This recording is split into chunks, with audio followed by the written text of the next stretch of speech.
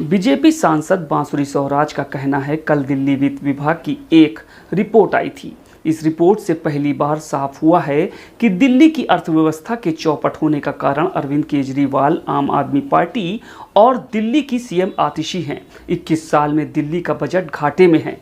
700 करोड़ रुपए का घाटा, यानी दिल्ली का खर्च उसकी आय से कहीं ज्यादा है और ये घाटा जानबूझकर हुआ है। मित्रों, आज मैं आप सभी के समक्ष एक बहुत ही गंभीर विषय यहां पर साझा करने के लिए बैठी हूं। आप सब जानते हैं कि कल दिल्ली फाइनेंस डिपार्टमेंट की एक रिपोर्ट आई है, जिसको मीडिया के बंधुओं के माध्यम से हम सबसे अवगत कराया गया है। इस मीडिया की रिपोर्ट, इस दिल्ली फाइनेंस डिपार्टमेंट की रिपोर्ट से यह स्पष्ट हो गया है कि दिल्ली की अर्थव्यवस्था के विध्वंस के लिए पूरी तरह जिम्मेदार हैं माननीय अरविंद केजरीवाल जी, आम आदमी पार्टी की सरकार और माननीय मुख्यमंत्री आतिशी जी, जो दिल्ली की वित्त मंत्री भी हैं। अचंभे की बात है, 31 साल में पहली बार दिल्ली का जो बजट है वो डेफिसिट में है, यानी घाटे में है। और छोटे मोटे नहीं, 7,000 करोड़ रुपए का डेफिसिट है। इसका क्या अर्थ हुआ?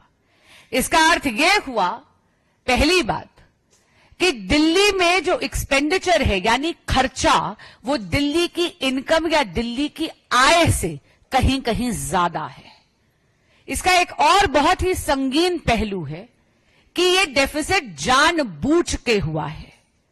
आपको याद होगा, जब विधानसभा के पटल पर यह बजट पारित करा गया तो तब माननीय सीएम आतिशी जी ने, जो तब केवल वित्त मंत्री थी, उन्होंने दिल्ली के बजट के सरप्लस होने की घोषणा करी थी।